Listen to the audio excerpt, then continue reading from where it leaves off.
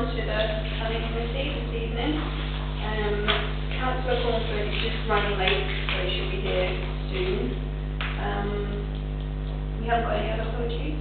No more apologies. So, just to let you know that Councillor Matthew Scott has stood down from the planning committee a number of weeks ago in order for him to be able to expand his work at TDC and therefore become more of a bridge for us.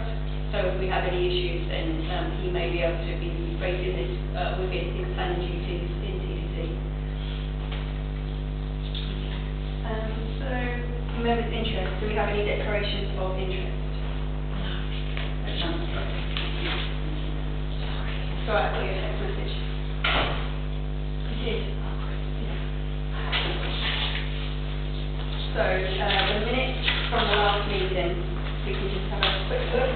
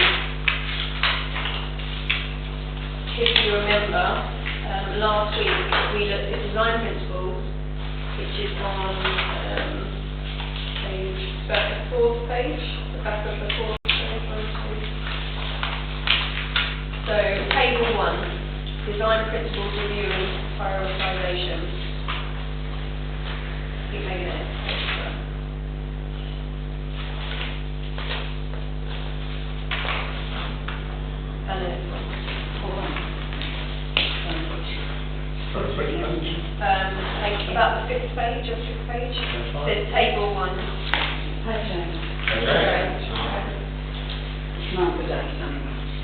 Okay, so design principles such as procedures should be designed to minimise the impact of noise below 7,000 feet. Procedures should be designed that minimise aircraft emissions, reduce air pollution. Where practical, how do you say that word?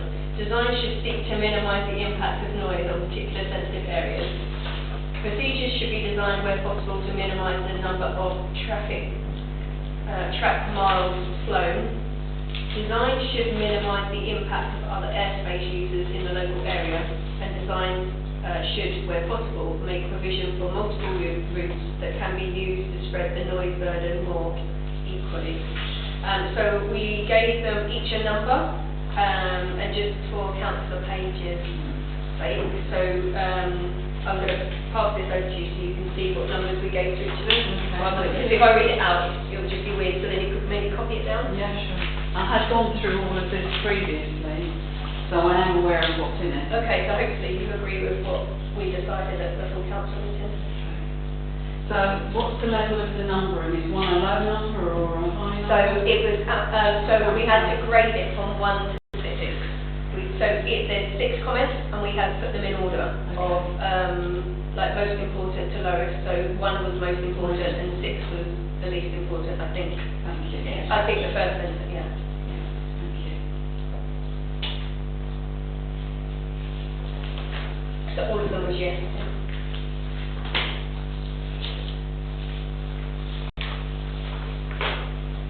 This is done all the way through, isn't it? Or is it just on that particular principle? It's just for the first 6.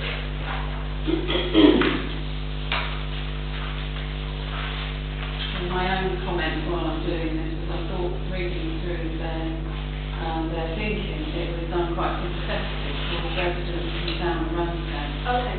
In consideration of noise pollution, traffic lanes, in terms of where they would actually fly, and trying to do that out to sea more than over town as much as possible.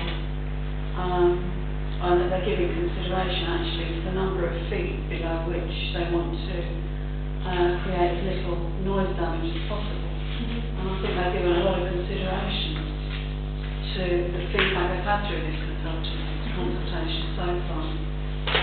So if we turn over the page, it says table 2, additional comments. If there are any other areas of concern that you feel have not been considered, please provide additional comments below. And then, are there other design principles not included in the list that you feel should be included or should be considered as candidates for final shortlist? Please include your comments. So, I mean, I think that's a really nice comment to start off with. Councillor Page's comment for us to feed back that it actually is quite a positive document. So, with regard to this, are there any areas of concern you feel have not been considered?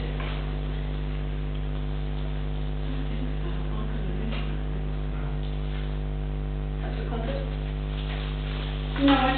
No, I don't think so. I just wondered at some of the practicalities of what they aim to do, whether it's actually in the, once you get going, once it's in operation, if some of them would be viable. Like what? Well, obviously with the airport, with the runway, there's in the right side, there's the side access. And we're a coastal tourist area, using the coastline it could be, depends what time of day it is, but that could interfere with tourist industry.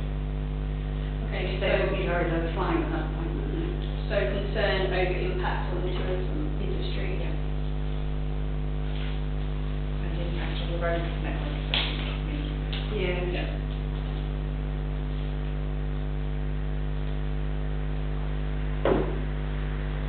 Do you have any specific reasons for saying that?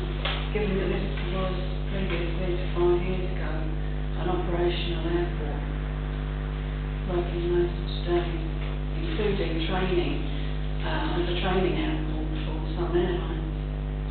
Yes, but the scrutiny wasn't the same, was it? They didn't have a design plan. It was as it has been. I'm just commenting on the document and the possible, I'm just the devil's advocate, if you like. Fine. Are there other design principles not included in the list that you feel should be considered as candidates for the final shortlist? So, design principles. Okay, so those design principles 1 to 6. Just want to go back to them and see what they say about impact on tourism.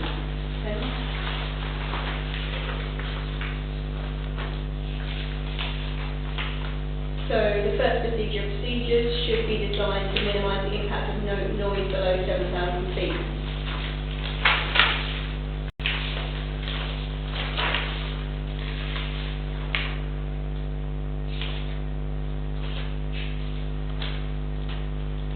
So they're going to try and reduce the noise, they're going to try and reduce the emissions. They're going to try and reduce the impact of noise on particularly sensitive areas. Now, what do they say is sensitive? It says, rationale, the new route should be designed to protect as much as practical areas that are sensitive to noise. These may include sites of care or education, tranquil or rural areas that are used by the public for recreational purposes and cultural and historical assets. Okay. Avoid overflight of all these locations in every case would be impractical. But that's what you said. It's not practical to do everything, but we will endeavour to achieve this where possible. Yes, I think it's just acknowledging awareness of the fact that they need to be aware, that they are aware of these issues, but at the end of the day, there aren't really any solutions to them. Aeronautics is what aeronautics is. Bear in mind that in the document they do refer to flight paths over the sea wherever they possibly can practically do that. So they are trying to. Oh yes, I divert, don't doubt that.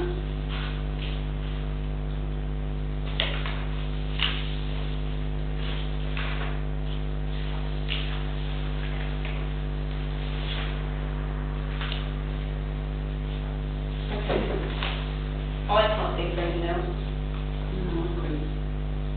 It's comprehensive. So maybe just as a final comment that we feel that the document is comprehensive and considers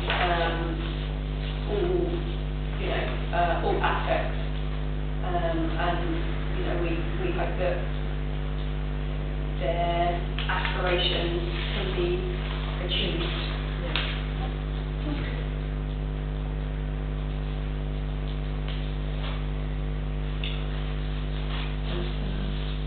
Would it be worth saying whether we as a council feel that Manston should be operational or non-operational? Are we taking a view on how we feel about that? I mean, so we've kind of been quite neutral. From my point of view, I am against the airport due to climate change. I mean, it's important that every area is declaring a climate change emergency, and then we decide to put planes in the sky. So we are considering to continue as usual, business as usual, and perhaps business shouldn't be as usual unless they're going to go down the solar panel route. So maybe a final comment could be that we would encourage them to look into aircraft that are partially or fully solar, and there are aircraft out there. So that's, I know it's revolutionary, but why not? Why can't we have solar panelled aircraft? Because there have been, and people have travelled over, vast amounts of seas in a solar panelled aeroplane. So this is it's not far away. If we want to continue flying, With the size and speed difference, there's a normal plane that carried, I think, crew of 2 and flew pretty slowly. From memory, it was very dark coloured. yeah. But how many years ago was the aeroplane actually created? And what did they look like? The first actual aeroplanes that we used diesel for, or aircraft fuel. Got to start somewhere.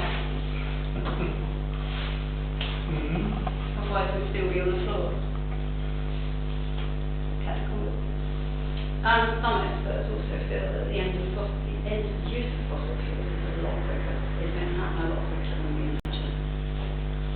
That would be good. At the end of 2020. So can we make a statement then that we would encourage them to seek out renewable sources of energy, including speaking to Elon Musk, and maybe having some event with Elon Musk, why not? And top brand, Richard Branson, why not get them all down here and we'll have the best airport that supports renewable and solar powered aircraft. This could be revolutionary. Turn the page. I think a comment needs to be made about the ecology issue, and it's got to be put out there. It's an ongoing discussion. I won't say argument. It's an ongoing discussion, social discussion, and it must form part of this discussion related to the airport. Okay, so if if we state something like, we appreciate their involvement and their contribution to the Isle of Thanet Trees and Woods Initiative, and understand that they are an environmentally minded airport business organisation.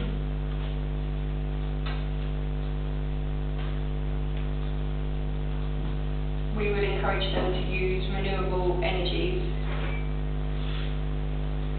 and perhaps even build their ethos on sustainable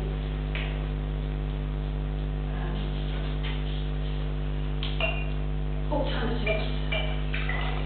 yeah. But like the business should be like a sustainable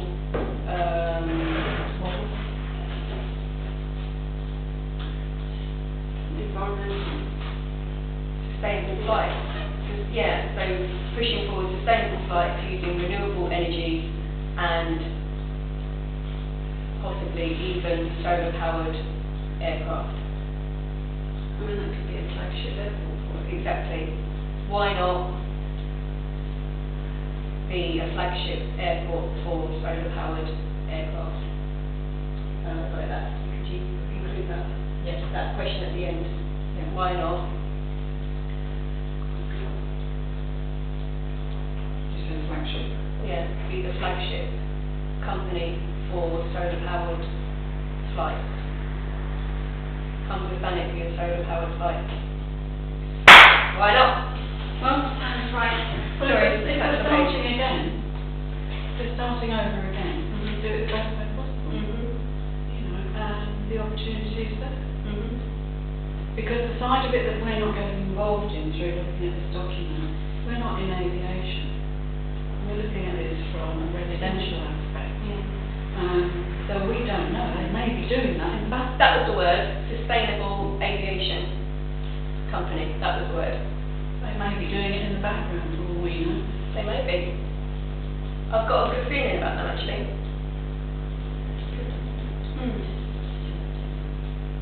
Sorry. Okay. Yep. Sustainable aviation. Yep. Yeah, well done. So, anything else with regards to Road Strategic Partners? Airspace Design Principles? No. Okay. 7.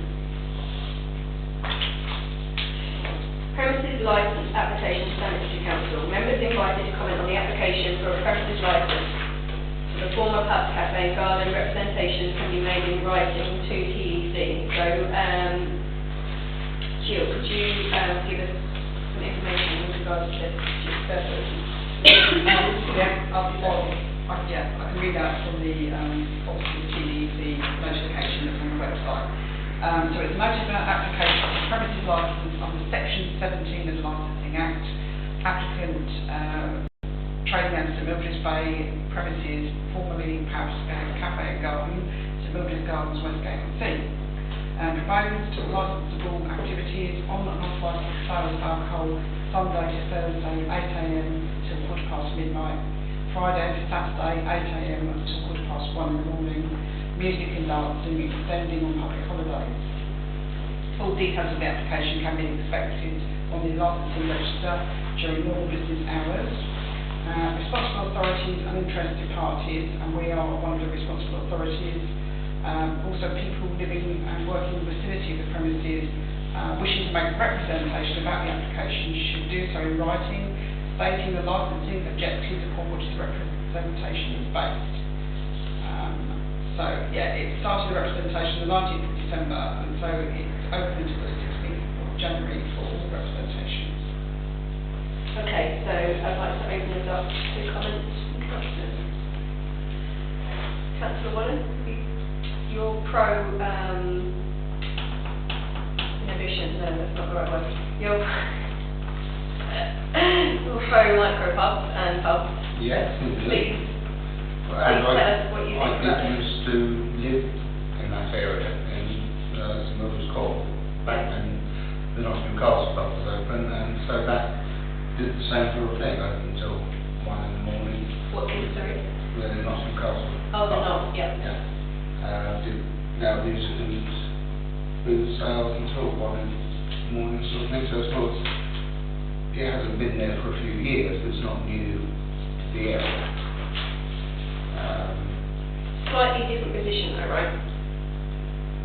So the Nottingham Castle is opposite houses and flats, and they're mainly younger families, whereas imagine that houses opposite flats where mainly elderly live, or the older kind of retired people. 100 yards from, 100 yards between the flats.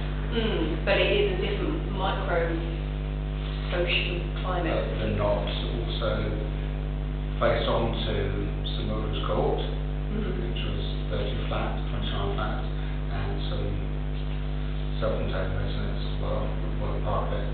And to the north side of it, there were probably about 8 or 10, 5 or 6 story houses that all converted into flats. So various different ages of people living there. And that probably, in fact, I know for a fact that during some of the past there is very loud music. There's a fair bit of trouble there from time to time, but the area is alive. I'm not saying, I'm just saying that it has happened within 150 yards or 200 yards. Well, they sold quite cheap alcohol as well, and they had a full table and a young clientele, didn't they? So Yes, yeah. And this one is going to potentially be similar, smaller, but similar. Okay. So they have, all I'm saying is, they have had loud music and late night alcohol sales in that area, 200 or 300 yards away, last. So it's not as if it's totally new, so we've got to say, oh, we didn't think this would ever happen around here, because it has happened around there until recently. Okay, Also, I think that's a fair point. Councillor Page. I think everything you said is completely right. But I think in the years since the north was closed, people have got used to a much quieter environment down there. Because Millie's, while it's very busy, and it is busy in the summer, won't be creating the same level of recreation that this will. Given some of the hours of activity here, I get the impression from the fact that it's going to be music and dancing that he wants to try and create a club atmosphere. And Who is this? the applicants for this licence. And whilst there's nothing wrong with that, I think we should be prepared to receive some complaints from quite a number of the residents down there once this gets going. I'm on the fence a bit with this, because on the one hand, I think it's going to create some more business down there for people during the summer, locals, tourists, visitors, which is a great thing. And it's offering something, I think, a little bit different from Millie's. Although this licence doesn't specifically tell us what they're going to be using the premises for, this is just the licensing of alcohol, for which they have to say the hours that they're going to be providing that on and off sales. Yeah. So it's not music licence, this is an alcohol licence. This is an alcohol licence, and I think at this stage we need to bear that in mind, because otherwise we're making lots of assumptions. But I think given that the gentleman owns Paul's Bar, and how he's running that at the moment with music at weekends, I think in the summer he probably is going to go along the same kind of route with this premises. Well, on the one hand, it's not a bad thing. I think it's going to be good competitive business for Millie's, offering something slightly different. And I take on board everything you said, because I can remember when the knock was active. I think we should be prepared that because it's been fairly quiet over recent years, that some of the residents might react to this negatively. Councillor Crawford? Yes, I appreciate that in the past, there was the Nottingham Castle which was active, This is right on the seafront of a very popular bay for families in the summer. At high tide, there's sand there. There's still playroom on the beach. The application is for consumption and the sale of alcohol from 8 a.m. until 12:15, Sunday to Thursday, and 8 a.m. to 1:15 in the morning of the weekend. It is a family beach, and personally I don't think that's appropriate considering the level of alcohol consumption and the effect that it has on young children. It's not only about, well, anyway, I won't go into that, but I just don't think that it's appropriate in that environment, and the distance between those flats and Pabs, the cafe itself, is a lot less than 100 yards. It's right on there. I mean, that road, you can only get two cars wide, pavement. 25 feet. And there's already a problem with light nuisance. There'll be noise nuisance.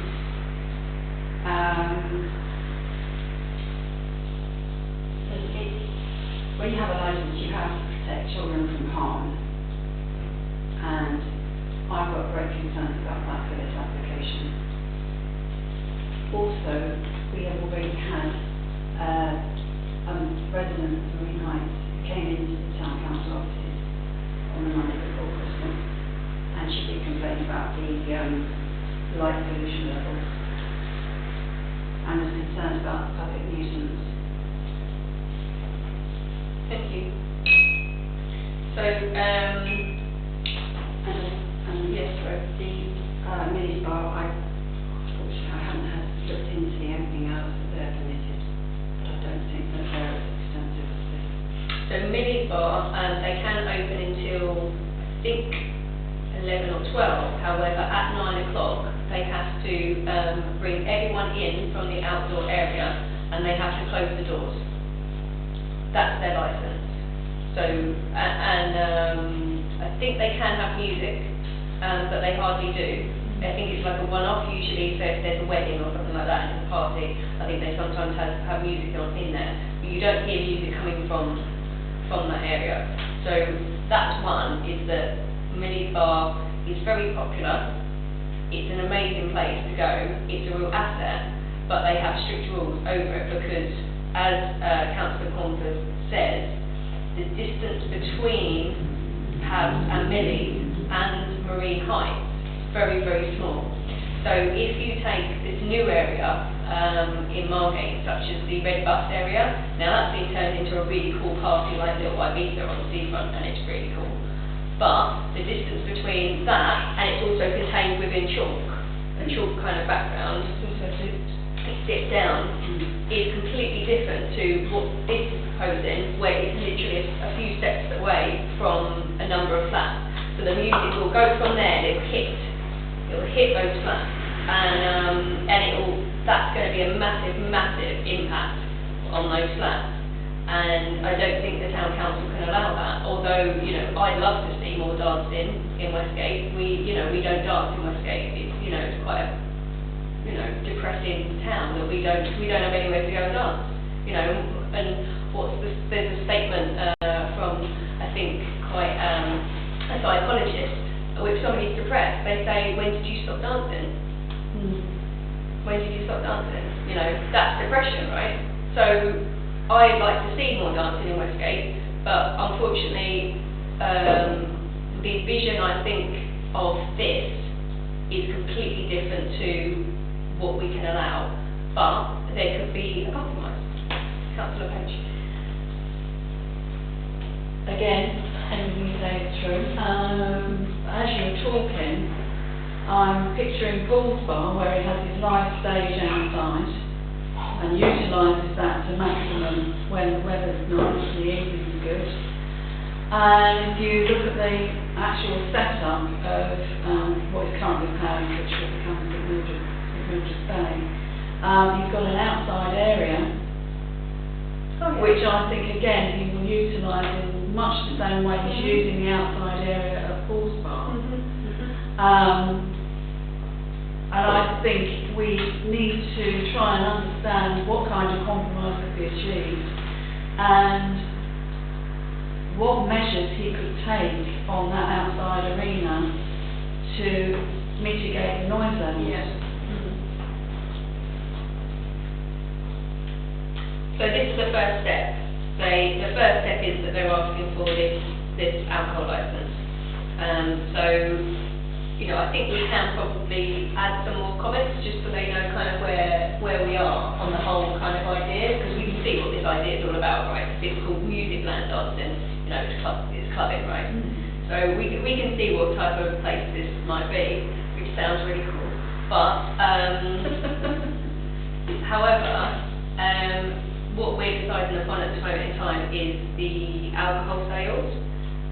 Does anybody know the kind of alcohol sales that are around here and what's usual? Is 8 AM starting of alcohol sales a usual thing? No. Not for, if they also says off licence. So it's normal for off licence, supermarket. Oh, it's going to be off licence? Yeah, and that's normal off licence. Yes, that's the on-off thing. On and off Yeah. sales, yeah. The only decline of other than complete alcoholics on drink 8 in the morning are people who just work nights. Because some people do finish the night shift and go and have a drink. But what's Westgate Bay got? What's Westgate Bay Cafe got? I bet they've got an 8 o'clock, 8 AM off licence. Yes, I have glass now, but I don't know offhand. But they're in a two different locations again. They They are are sheltered further, at yeah. a whole cliff top, and they're at a different level. We're talking about alcohol consumption. Yeah, rather than noise. Yes, but they're out of the way.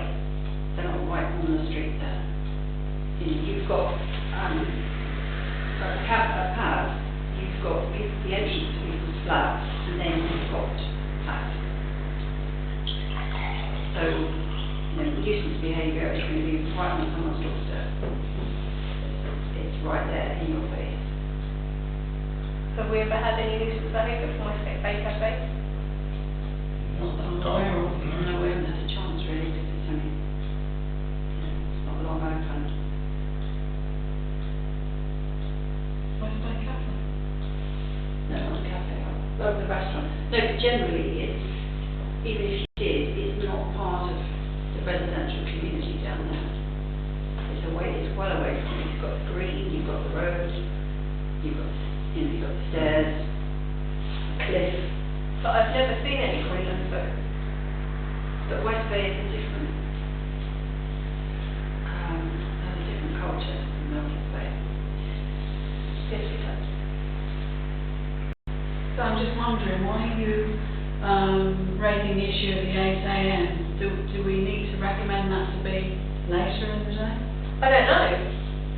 This is what I'm saying. Usually it's later, but what has Westgate Bay Cafe got? And, you know, we haven't ever seen any problems from Westgate Bay Cafe. Same Because thing, people don't choose to go to people don't often choose to drink in the morning, and if they do, it won't be a cafe, it will be in their houses with cans. If that's, you know, I don't know. I don't know. Yeah, most, as I said, 99% of people don't drink at 8 in the morning unless They've got an they've got a alcohol problem. but then Or they some would- people, if they work nights, then 8 in the morning is their clocking off 6 at night, and then, but that's not really sort of thing that happen around here. I mean, the thing is, in Europe, there's pubs and clubs that are open all day long, Yeah. all night long, and they don't have, because they then spread things out when they have food as well and things like that, it's not an issue, you know, it's like opening up, you know, it's opening up choice, and if people want to drink at 8 in the morning, well then they're going to have a problem then, aren't they, unless it's the morning, unless it's the night time for them, because they've got, you know, it's kind of like, you know, when we try and control things, sometimes things backfire. Yeah. That's the problem. Yes, I was just going to say that in Europe they do have a lot of problems with summertime tourists, and this sounds a bit Magaluf to me. Sorry. initially, considering the site it's on, I don't think it's appropriate to look at. I get the idea, but it needs, you know, the idea needs to go round the corner where there isn't all residential, where there aren't residents. Yeah. It's too much. That's all. Yeah, from memory, that's just quite small, isn't it? Stand up housing, The- much smaller than Paul's. The footprint is quite big with the outside area. Yeah, the inside bit. Yeah, it's quite small. It's not that big. It's about the same size as Paul's. No, I'd say it's lots smaller. It's- But I think that's design. I think it's about the same size as It's Paul's, about the isn't it? same size. No, I think it's- Square meterage. But he's going to utilise the experience, Yeah, which Oh, is yes. and a really good space if you want music and dancing on the stage and all of that. It's just not the right position though. You know, if you want to do something like this, then it's really cool, but there are lots of places where, like, you know that kind of, that really nice little place that we wanted to put beach huts? You know, why not something like that there and like have salsa dancing in the middle and, you know, actually build something? The only problem is, I don't think you're allowed, you kind of like, it's very hard to build something on the seafront because of all the laws. So he's using an existing property, but the existing property doesn't lend itself to his vision.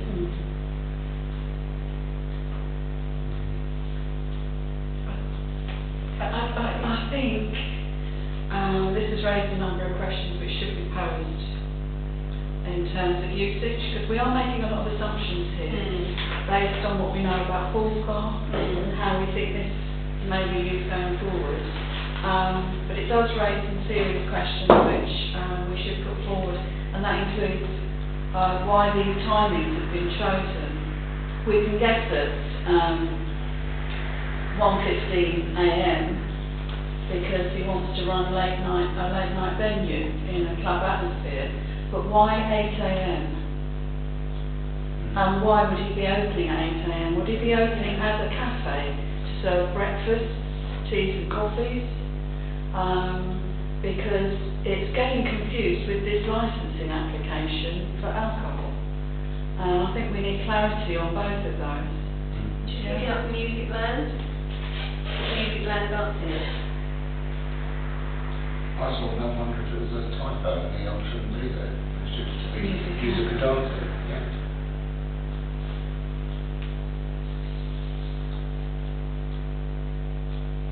Oh, It could be either,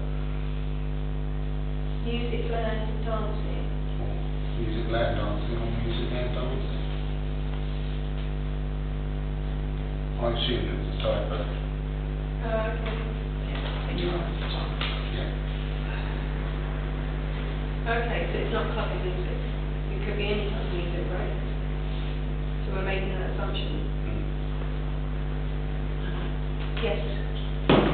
So, bearing in mind the deadline is 16th, is this week. So, I mean, if you do want to ask questions, obviously that's to be done tomorrow, and it doesn't give you much time to get and it is in writing, that's the other thing. Okay, so let's put something in writing then, to state that we are concerned about the hours that the alcohol will be sold, from 8 a.m. till 12:15, and then 8 a.m. until 1:15 at the weekend. And we would like a compromise to be drawn with regards to this. We're also concerned about the music with regards to the close proximity to Marine Heights. If the business model is similar or similar to Paul's Bar, where there's been music, outdoor music and bands, this would not be appropriate for that area. Or the town council views that this would not be appropriate for that area, especially in the evenings. Because what about during the day, a little bit of, music out there? It's not a bad thing. Maybe. The town council would not like to see the property turned into a club similar to those that you find in Ibiza. I don't really know how else to put that. No. I mean, we're not killjoys, but we've got a job to do here. Councillor Comfort. Well, our job is partly to protect the residents. Yeah, exactly. And, if we live there, would we want that? I think, I've not been in court, so to be fair, I'm not actually influenced. I'm not supposed, I'm just going on what's here. And the location, which I know really well, and the fact that it is a family beach in a family area. I mean, okay, you have to forget that it was a cafe that sold beach equipment, etc. And I'm not dismissing that, but just on what they have got here. The fact that they can sell alcohol both on the premises and as an off-license. Yeah. The license, the off-license facility really bothers me. Okay, so if we can add, this is a family beach, and the consumption of alcohol in this area during the day could cause public nuisance and risk to safety. Also, given its close proximity to water. Yes, we need to consider the protection of children. What else? Sorry, Jill. just to say that Millie's Bar, obviously they sell alcohol as well, so I think you've got to be careful about saying that it's the same principle. Yeah. Millie's Bar is near the beach, but Millie's Bar, could have a potential. I think it's the hours that I think it's the hours that you're more concerned about. Yeah. The fact that it could be hypothetical because of alcohol is literally being sold in Millie's anyway. That's happening. So given the close proximity to the beach and the possibility to be able to consume alcohol from 8 AM until 12:15, Councillor Williams. We really need to know what many hours, licensed hours are, and maybe they should time the same. So maybe the 11 until 11, they should be the same. Because if they have longer hours, then Millie's might suddenly think, oh, we're losing out. Maybe exactly. extend their hours. So if we can add a sentence to say that we'd like them to investigate the hours given to Millie's Bar, and this model could be a possibility. Are we saying anything about the off-license facility? Because that is an environment that's controlled. Yeah, you don't take away, do you? No, but an off-license, Yeah. We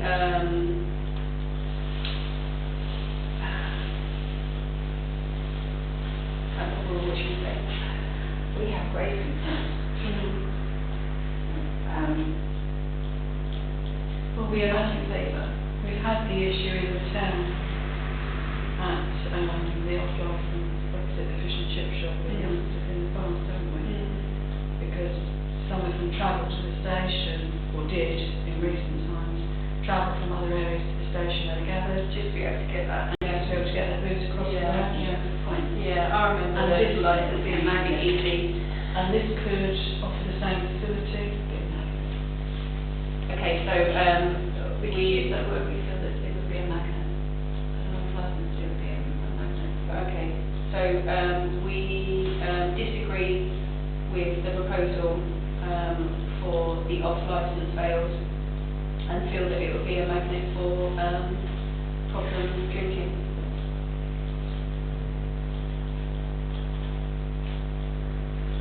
I mean, I don't see why any, these premises should have an off-license aspect to it.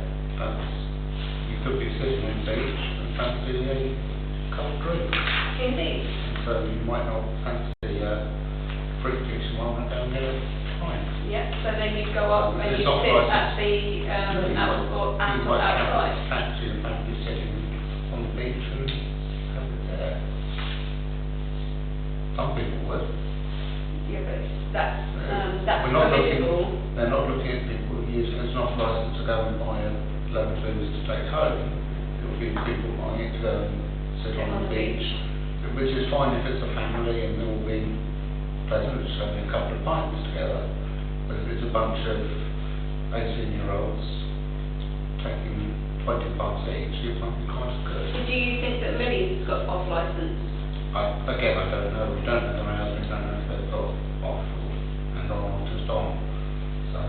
So if we clarify that we are not disagreeing with somebody buying a drink and sitting on the beach with it, but we're disagreeing with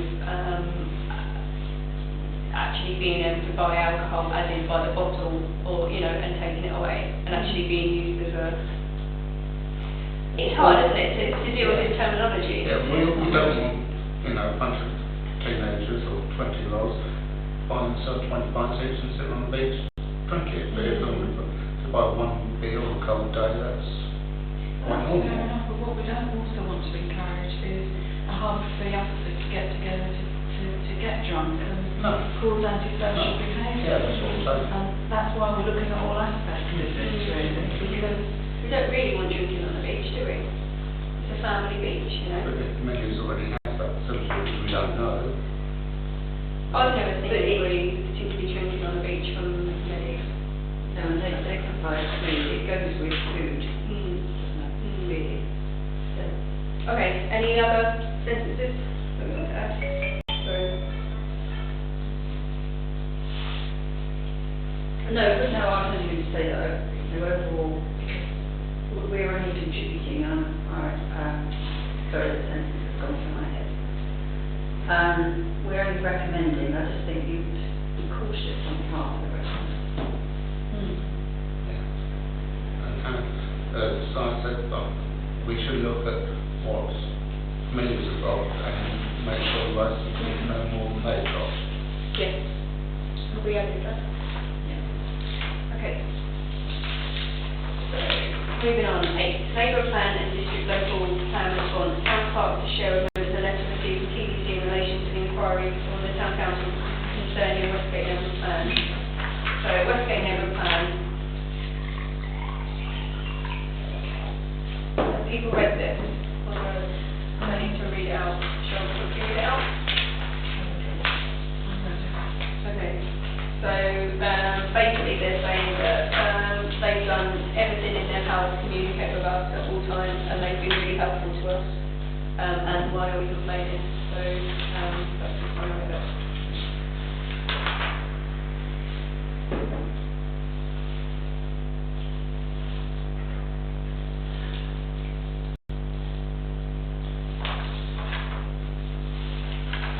So also they have actually, so their first sentence about preparing a SEA report, so they actually have prepared that now, so they've sent it through now, haven't they? So that's good. And we have asked for another meeting with regard to the Section 106 agreement, so, you know, they are being helpful now. And also, to be honest, to give them their due, they have actually been working really hard on this local plan, and it is a nightmare, and it's a horrible thing to do, and it's a lot of work. And they've been dealing with the inspector and all of the inspector's demands, which were a lot at the local plan hearing. So they've had, you know, they've got their work cut out. Any comments on that? I was just looking through the assessment document. That's actually a very useful document to have for reference, because they've laid things out very, very clearly there.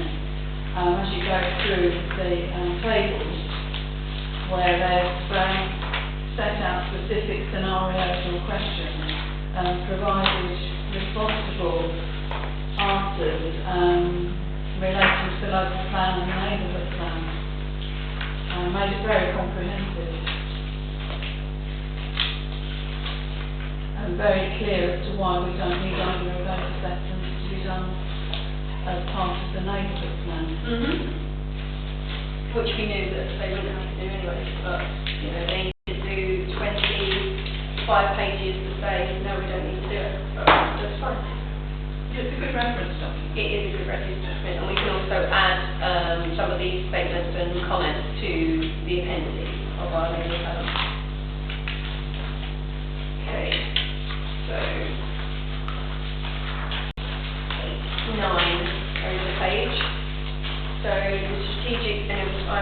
assessment and habitats regulations. So are there any further comments with regards to this assessment? I actually haven't read it, so you're much further ahead than I am. I found it very useful to read. It's a good reference document, seriously. Any other comments with regards to that? Okay, so, planning decisions, 25 Littleton Road, granted permission, 129C Road. 129C Road, erection of a 3-storey building comprising of 3 one-bed flats, 3 two-bed flats, and 1 studio flat, together with the formation of access from Carlton Rise following the demolition of existing buildings, refused permission. So that was the one that we also refused as well. So this was a redesign of the original. The first one was refused and it was sent to the planning inspector. The inspector turned it down. Then they found a rejig of the design, and TBC still feel that it hasn't changed enough for it to be acceptable in that area. And we didn't either. So 25 Station Road, change from retail to restaurant, granted permission. So that's the restaurant. 39 to 43 Sea Road, Westgate on Sea, granted permission. This is a change of use of existing care home building. Okay. 7 Mordaunt Lake Avenue, granted permission, which was alterations and extensions to the roof to provide a first floor accommodation with Juliet balcony. Very nice. 40 Station Road, Westgate on Sea, part retrospective change of use from retail to sandwich bar and drinking establishment with alterations to fenestration, granted permission. There you go, granted permission. So, on 40 Station Road, it's changed from retail to sandwich bar, and it's also changed to a drinking establishment with alterations to fenestration, erection of a single-storey WC and shelter and associated landscaping, and they've granted permission. I haven't seen the heritage report, and I haven't seen the social report either, so I'm quite shocked. Councillor Page. I'm shocked, particularly when you walk past and have a look at what's actually there. The toilet facility is, as I expected at the last meeting, actually a portaloo. It is a portaloo at the moment, but they want to erect a single-storey WC. And do we know when that's likely to happen? Have they given a timeline on that? Because one of the biggest complaints in relation to this was that it didn't fit with the character of the town in a conservation area. I have not seen a heritage report, and I'm shocked that in a heritage area that a temporary building can go up and become a sandwich bar and a drinking establishment. And I think a lot of the shops are going to be shocked that all of a sudden you can just put a shed in an area and then you can call it a shop. Where it was supposed to be, an area where you sold sheds, not had establishments within sheds. And establishments within sheds in a conservation area is against all conservation area laws. So I don't really know what's happened here. I think we should promote businesses, and I think, they'll run a business, very well. However, there are massive concerns over the heritage laws and also massive concerns over the impact on the flats opposite, with regards to the fact that it's going to be a drinking establishment and the area inside is very small, so most of it will be still outside.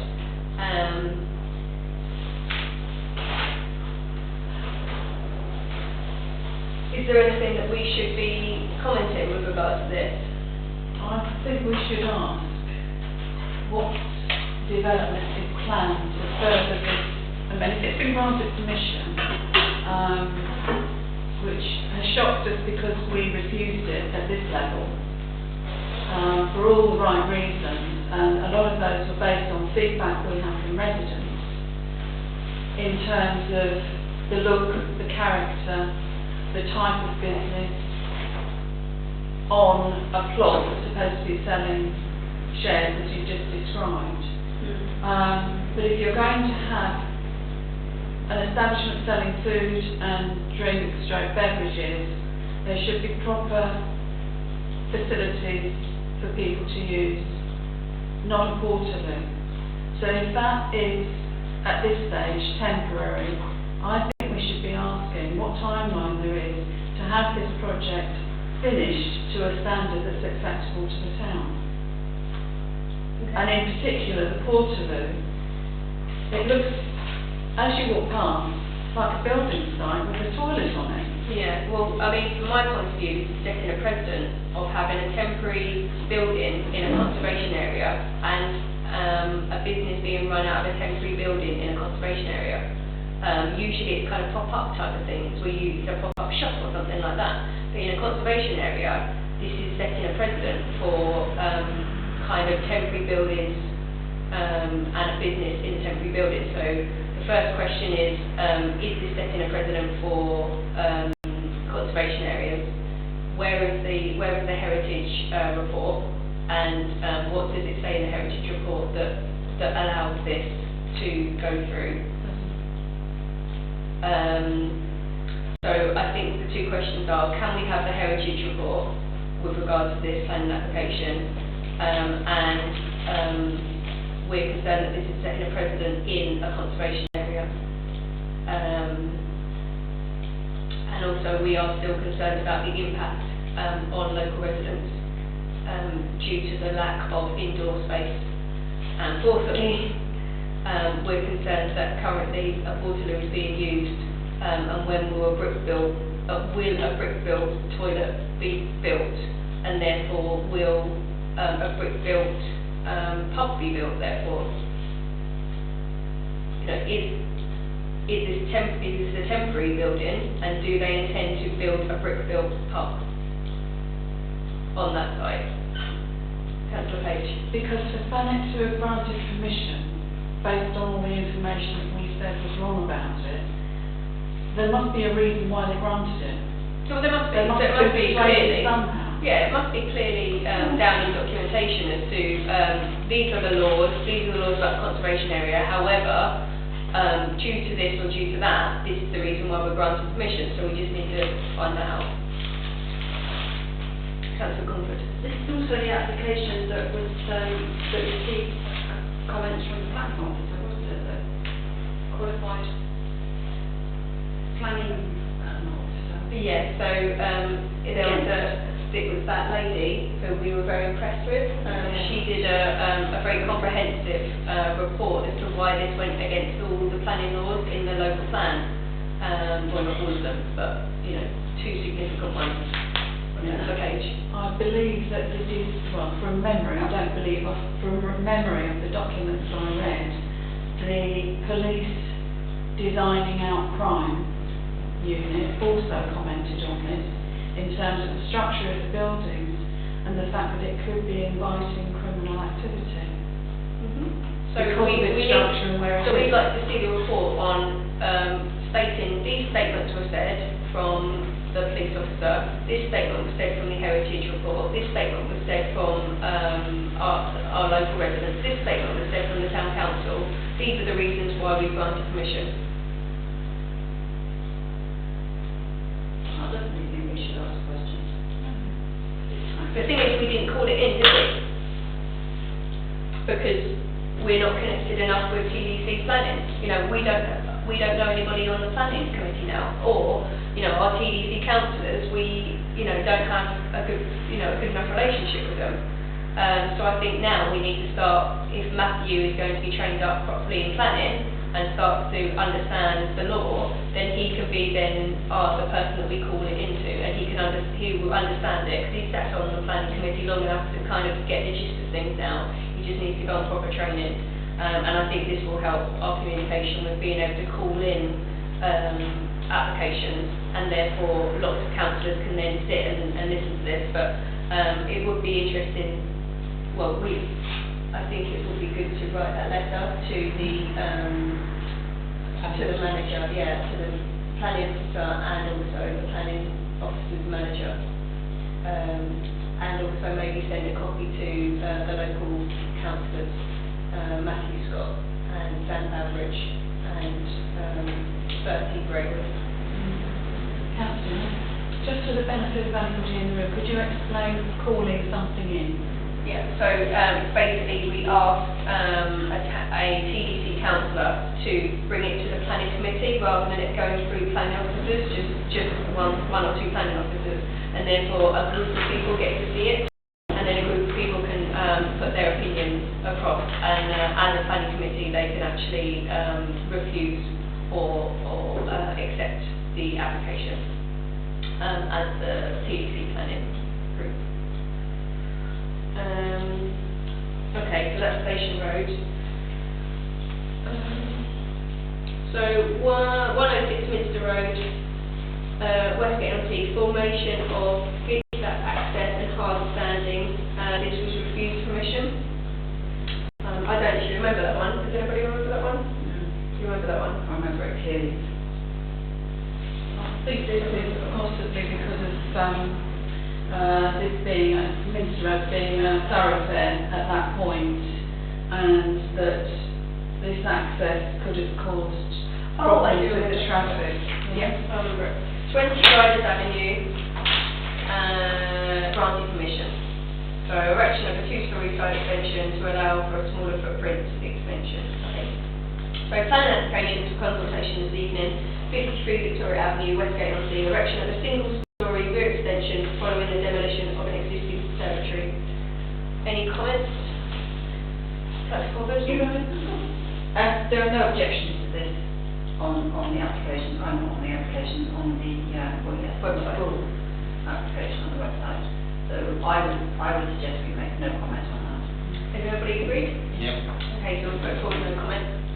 1 Countess Mountbatten Court, Canterbury Road, Westgate-on-Sea, change of use from 1 3-bedroom maisonette into a 2 1-bedroom elderly sheltered housing flat together with landscape works to provide additional 2 parking spaces. I haven't looked at the landscaping work to provide 2 additional parking spaces. Were there any loss of trees or anything like that? Anybody know? No, just a private garden Okay. that belongs to the manager. Yeah, my only concern is from the business point of view, they're looking at taking out having a living warden and making it so that there isn't a living warden on the site anymore. What happens if in the near future they need to put a living warden back? Is that answered? It did say it's a redundant flat. But it won't be That's why they're converting it. There is It no. was there for a warden. But They don't have one. manager. They don't have one, so that's why They they're. used to. Yeah, but they don't anymore, that's why they're converting it. Okay. Bit odd. It's a very good design, actually. Have we got any comments? It's a good design, and I think we should, it's something that the town needs. Okay, so we can say, we feel it's a good design and we support this application. Yeah. I think it's a good use of the space, and I think more people could learn a lesson from the conversion that they're doing here with this space. Okay. Thank you. So, next one, St David's Church, 1 Sycamore, Crown Rise, Crown Thin, Holly, Crown Rise, Crown reduced away from the highway, another Holly, Sycamore. They're just Crown Rises and Thinning. Any comments? There's no comment. They've applied. They've translated. Seems fine to me, yeah. Councillor Page? It's purely maintenance, tidying up the trees that are too big. They want to create some light around the premises, and they want to prevent pedestrian obstruction on St Mildred's and Westgate Bay Avenue, plus an access into the premises around the other side. Okay, so no comments. Budget features discount, installation of replacement shop front. anybody seen the design for this? Yeah. Any comments? It's not changing, well, it's not changing very much. I think they're just updating the premises. They're replacing wood for wood. They're replacing the front door to the side and creating an internal staircase. But it looks like a fairly straightforward improvement to the premises. Councillor Crawford? Yes, granted, they are replacing it with timber, but if you look closely, it's actually going to, the window's going to be bigger, and the whole character of the shop front will change. You know, I'm all for heritage, but it seems like that application for 40 Station Road, we don't stand a chance of keeping any heritage, because this shop front has several features which are classic Edwardian shop front features, and outside there's a very nice tiled area. So, shall we suggest that we would... This is character changing, totally character changing Okay. of something which is currently an example of traditional Edwardian shop front and should be retained as part of the conservation area, because heritage is one of the attractions of Westgate on Sea. Okay, so can we state that we are concerned over the character changing aspects of this, and that we would like to delegate it to the heritage officer, and would back his recommendation, which is the 20th. Yeah. The problem is we have got CAG at the moment, so Westgate CAG is not functioning. They're all missing here. So, Councillor Crawford, I want to close the meeting, because it's 5:30, that's all right. So the